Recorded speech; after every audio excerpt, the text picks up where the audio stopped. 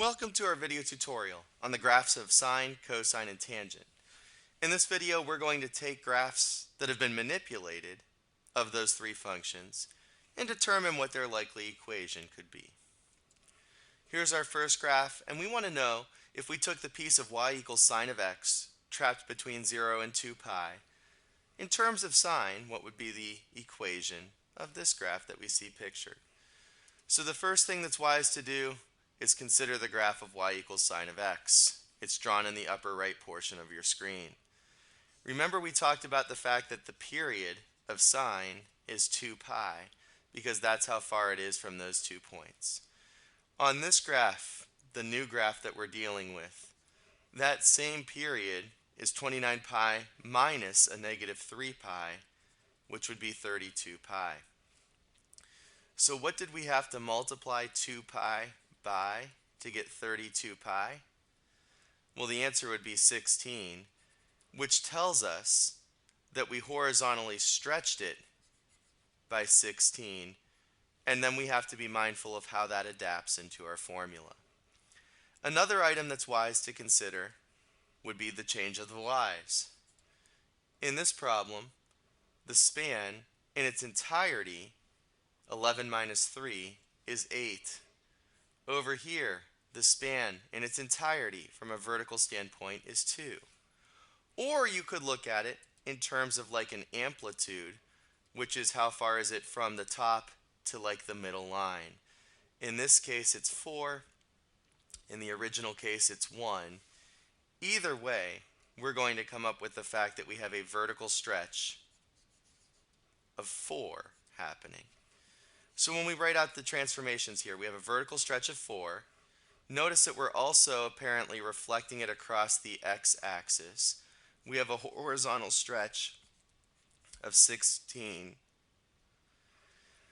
And then from an up, down, left, right standpoint, well, this would normally be the location where the graph would start. So that means that we moved it to the left 3 pi, because normally it's at 0, then it was scooted left 3 pi, and we also moved it up 7, because to go from 0 to 7 makes it up 7. So in this case, our rule is going to be y equals a negative 4, that's the reflect across the x, vertical stretch of 4, times the sine of 1/16, be careful, remember with a horizontal stretch it's the reciprocal, of x plus 3 pi, make sure that that's in a double set of parentheses, and then plus 7. So here would be our formula for the given curve that is a manipulation of y equals sine of x.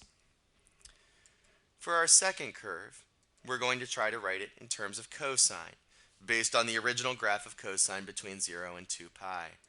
First, we're going to consider the sketch of the original shape of cosine. And now we'll go through the same analysis.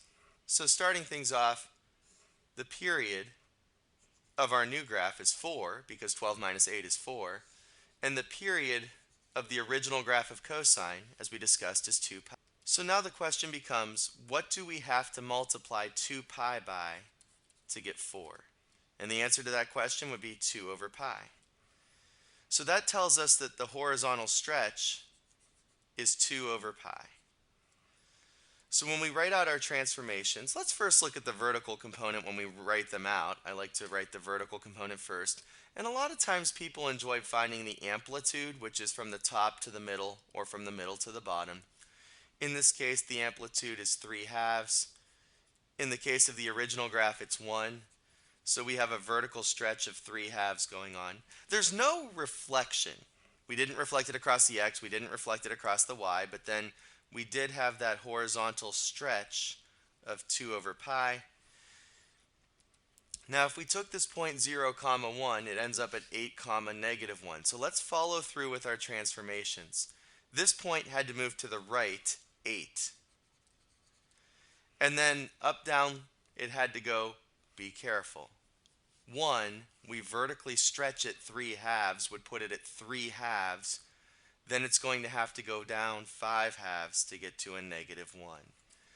The other way that some people like to view cosine is to take this point. The center line was at y equals 0, and in the new graph, the center line was at y equals negative 5 halves, and that can clue you in to the fact that it went down 5 halves as well. So the formula on this one would be y equals 3 halves cosine, be careful because we need the reciprocal here, of pi over 2 times the quantity x minus 8, watch for those double sets of parentheses, minus 5 halves. That would be the equation of this new graph based on cosine, the portion between 0 and 2 pi. So the last graph that we're going to look at here is a graph of a tangent.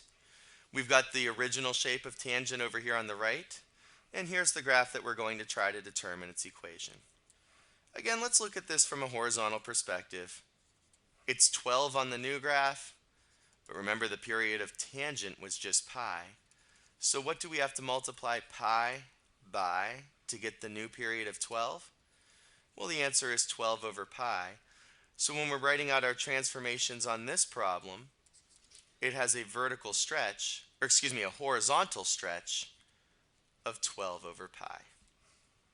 Vertically speaking, between these two consecutive points, it goes 2 from a vertical change. Between the same two consecutive points on the original graph, it goes 1, so we have a vertical stretch of 2. Notice that this graph has also been reflected across the x-axis, so we'll be sure to build that into our list of transformations here. And then we're going to look at the origin and see what happens to it. The origin is not impacted by reflections, nor is it impacted by a horizontal or vertical stretch. So this tells us that the graph went to the left 1 and it went up 3. Ultimately, our equation would be y equals a negative 2, because of reflecting across x and a vertical stretch of 2, times the tangent. Remember, horizontal stretches, we take the reciprocal, pi over 12, x plus 1, watch your double set of parentheses, plus 3. That would be our equation of our new graph. And really, if you keep all of these things in mind, it's how we work with sine, cosine, and tangent to manipulate their graphs.